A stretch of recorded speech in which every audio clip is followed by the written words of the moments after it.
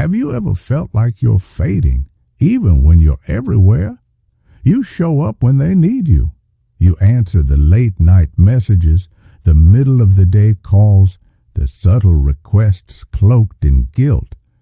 You smile when it hurts.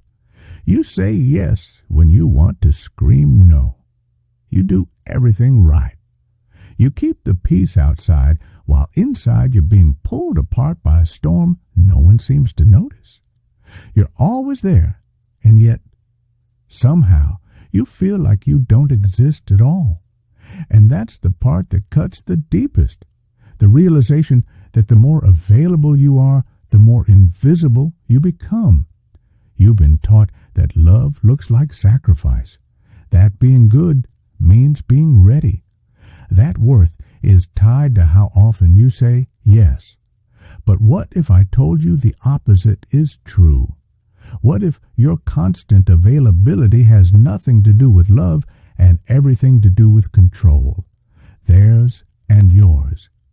Here's something they never told you. The moment you choose not to respond, the moment you go quiet, the moment you decide you don't have to explain, everything changes. Suddenly, your absence is louder than all your words. Suddenly, people start noticing you, not because you're speaking, but because you're not. The energy shifts, the room changes, the dynamic breaks, and they don't know what to do with it because they were never used to your silence. They were used to your compliance. There is a quiet kind of power in pulling back, not from anger, not from revenge, but from awareness. You stop giving out your energy like it's infinite. You stop handing yourself out in pieces just to make someone else feel whole. You stop reacting like a puppet every time someone pulls the emotional strings. And what happens? Confusion, discomfort, questions. The ones who relied on your availability, your softness, your predictability, they begin to lose their grip because suddenly they can't find the version of you they depended on. You're no longer reading from the same script. See, control doesn't always look like shouting. Sometimes it looks like patterns. Patterns you never even noticed you were caught in. Say yes. Be there. Respond fast. Never disappoint. And you did. You played that part beautifully until one day you didn't. Until one day you woke up and realized you were a character in someone else's play. And the moment you broke from the script, the whole show collapsed. Carl Jung once spoke about the persona, the mask we wear to be liked, to be accepted, to fit in. And there's nothing wrong with having a mask. The problem begins when you forget it's a mask. When the smile you give the world is the same one hiding your exhaustion. When your "I'm fine" becomes the costume for your emotional burnout. When your identity becomes the performance you give just to be enough for everyone else. Every reaction costs you something. Every time you defend yourself when no defense is needed. Every time you fix a problem that's not yours to fix. Every time you respond to a message that drains you, you're not just losing time, you're leaking energy, the most precious thing you have. Psychic energy, Jung called it. The unseen fuel that powers your presence, your clarity, your peace. And when that fuel runs dry, you start to wonder why you feel so tired, so empty, so lost. But it's not life that's draining you. It's the performance.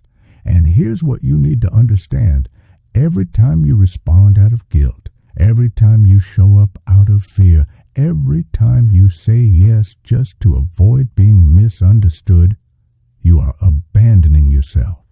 You are teaching the world that you are always available and therefore easily replaceable. Because what is always accessible becomes expected. And what is expected is rarely respected. Let me tell you something raw and true.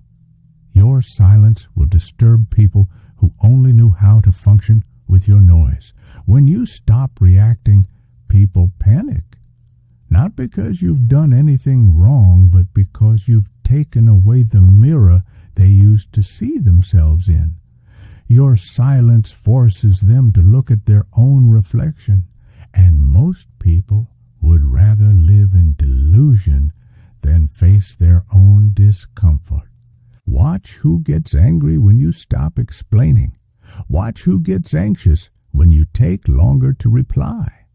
Watch who tries to provoke you into reacting just to feel like they still have access to your energy.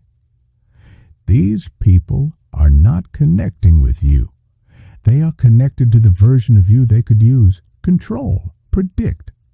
The truth is, you've been conditioned since the beginning to believe that your value lies in how available you are. Be the good one. Keep the peace. Don't rock the boat. And so now, even as an adult, you're still playing out those childhood patterns. You say it's fine when it's tearing you up. You agree to things that rob your joy. You become a caretaker of everyone's needs except your own. And what do you get in return? The exhaustion of being emotionally overdrawn. The emptiness of being present for everyone but yourself. The irony is, the more you show up without boundaries, the more you disappear from your own life. You become a background character in your own story. But here's the revolution. You don't need to make a grand exit. You don't have to burn everything down to reclaim yourself. The most powerful shift happens silently. It's in the way you stop rushing to reply, in the way you leave some messages unanswered, in the way you choose not to attend every emotional emergency that isn't yours. People will notice, and some will get angry. They'll accuse you of changing, of being cold, distant, selfish. Let them. Their reaction is not your responsibility. Their discomfort is not your burden. You are not here to make everyone comfortable. You are here to reclaim your soul. You don't owe anyone an explanation for your peace. You don't need to defend your absence, your boundaries, your silence. The ones who love you will understand. The ones who used you will resent it. And that's your clarity. That's your compass. Being unreachable isn't toxic. It's sacred. It's the reminder to yourself and others that your life is not an open access pass, that your energy isn't on tap, that your presence must be earned, not assumed. You're not a therapist on standby. You're not an emotional punching bag. You're not a safety net for people who refuse to grow. You are a whole human being, and your wholeness is not up for negotiation. Jung called it individuation, the process of becoming who you truly are. And that process requires withdrawal, not to run away from the world, but to return to yourself, to remove the noise, the expectations, the projections, and sit with your raw truth. It's in that silence that you remember what peace feels like. It's in that solitude that you hear the sound of your own voice again. You'll lose people. That's part of the cost. People who loved the version of you that didn't have boundaries. People who liked you better when you said yes to everything. People who preferred the performance over the person. Let them go. Let them fall away like dead leaves from a tree that's ready to grow. The space they leave behind is not emptiness. It's freedom. And in that freedom, you'll feel lonely at first. You'll second guess yourself. You'll wonder if you're being too harsh, too selfish, too distant. But keep going, because what's on the other side of that discomfort is your rebirth. It's the moment you finally stop betraying yourself just to belong. When you stop being available to everyone, something miraculous happens. You become valuable to the right ones. Your peace starts attracting people who don't want to drain you, but grow with you. Your silence begins to protect you. Your solitude becomes sacred. And you begin to see the difference between being loved and being used. You were never meant to be emotionally on call. You were never meant to exist as a source of comfort for people who wouldn't do the same for you. You were never meant to be available to everyone. You are meant to be deliberate, intentional, sovereign. You are meant to walk in your power, not just give it away to anyone who asks for it. This isn't about becoming cold. It's about becoming conscious, about realizing that you are the gatekeeper of your own soul, about understanding that every yes you give away without meaning, it is a no to yourself. And you've said no to yourself for long enough. It's time to become unavailable for guilt, unavailable for chaos, unavailable for roles you never signed up for. It's time to let your absence teach people what your presence has always been worth. It's time to let your silence speak for you, because in the stillness you are finally heard, not by them, but by you. And once you've truly heard yourself again, you'll never need to be available for noise ever again. There's a moment in every person's journey when they realize they're no longer interested in being everything to everyone. It doesn't come with a big speech. It doesn't require a breakdown. It happens quietly. Often, after one too many moments of saying yes when your heart whispered no. One too many nights of lying in bed, depleted, wondering how a day filled with so much giving could leave you feeling so empty. That's when the shift begins, not outwardly, but internally. And from that shift, something powerful is born. Detachment with intention. Most people associate detachment with coldness, as if stepping back means you care less, as if not responding immediately means you're distant or arrogant. But real detachment is not indifference. It's clarity. It's the sacred recognition that your inner world must not be sacrificed for someone else's lack of control over theirs. It is possible to love someone and still walk away from the patterns that are destroying you. It is possible to be compassionate without being consumed. The idea that empathy must come at the cost of your own stability is one of the most dangerous beliefs we've inherited. And many live their lives this way, constantly giving, endlessly tolerating, silently hurting. They stay in toxic jobs, one-sided friendships, draining family dynamics, not because they enjoy them, but because they believe endurance equals virtue. They believe loyalty means staying available, even when that availability is breaking them. But one day, they look in the mirror and see someone they don't recognize. A person who used to dream. A person who used to feel lit up by life. A person who once had boundaries, preferences, opinions, but who slowly traded all of that for peace that never came. That's when the grieving begins. Not grieving the people or relationships they've outgrown, but grieving the parts of themselves they abandoned just to keep the peace. And here's the truth no one wants to admit. Some people only loved you when you didn't love yourself. Because a person without boundaries is easier to control, easier to guilt, easier to shape into something useful. But the moment you begin to respect your own energy, their affection turns cold. Not because you've done something wrong, but because you've become inconvenient.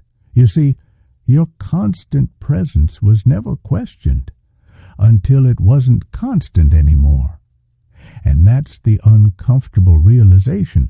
People will call your peace a problem when they can no longer benefit from your chaos.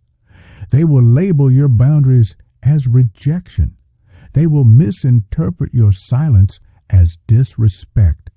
But you must let them, because your life is not a courtroom, and you are not required to defend your healing to those committed to misunderstanding it. Carl Jung believed that what you repress becomes your shadow, and your shadow will find its way out, one way or another. It might show up in passive aggression, in burnout, in the quiet resentment you carry while smiling on the outside, in the weight in your chest when someone texts you and you already know what they want from you. These moments are clues. They're your subconscious telling you something isn't right. You're giving too much. You're being seen but not respected, heard but not listened to, present but not valued. And what happens when you ignore those signs? When you keep pouring from an empty cup, you don't just become tired, you become lost. You lose the spark in your eye. You stop laughing the way you used to. You go through the motions, and people call you strong because they don't know that you cry alone in the car. They don't know that your silence isn't peace. It's a scream that nobody hears. But what if you chose a different path? What if you stopped replying to messages that felt like obligations instead of invitations? What if you said, "I need space," without rushing to soften it with an apology? What if you stopped chasing closure from people who were never open in the first place? What if you allowed yourself to become unavailable, not as punishment, but as a declaration that your energy is sacred and access to it must be earned? That is the path of self-reclamation. It's not glamorous. It won't always feel good. It will feel lonely sometimes. But solitude is not the same as emptiness. In fact, solitude is the first time many of us meet ourselves without distraction, without the noise of obligation, without the constant performance we call being nice. You begin to notice what nourishes you and what drains you. You begin to hear your intuition again. You start remembering the things you loved before life told you to be useful instead. And slowly, your nervous system starts to calm. You stop feeling like you're behind on a race you never signed up for. You stop needing to explain your worth. And most importantly, you stop apologizing for choosing yourself. Because choosing yourself is not selfish. It's the seed of everything meaningful. Your creativity lives there. Your inner peace lives there. Your truth lives there. And no one can give it to you. You have to go within and claim it. And yes, it means fewer people may understand you. Yes, it means some will walk away. But that's not a loss. It's a clearing. It's the universe creating space for people who don't just tolerate your wholeness, but honor it. Imagine waking up and not feeling dread in your chest when you look at your phone. Imagine walking into a room and not needing to perform, not needing to anticipate everyone's needs, not needing to shrink or bend or explain. Imagine existing as you are, without guilt. That is what emotional sovereignty feels like. That is what true peace tastes like. But none of it is possible if you remain constantly available to everything that doesn't deserve you.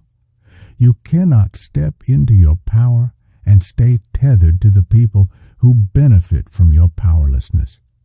You cannot find your voice while being everyone else's echo. You cannot evolve while being emotionally babysat by people who fear your growth. So let them say you're cold.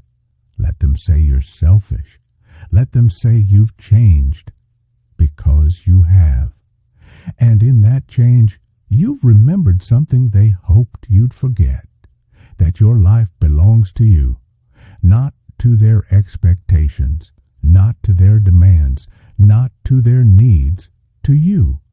And once you remember that, you stop waiting to be chosen, because you finally realize you were the one choosing all along.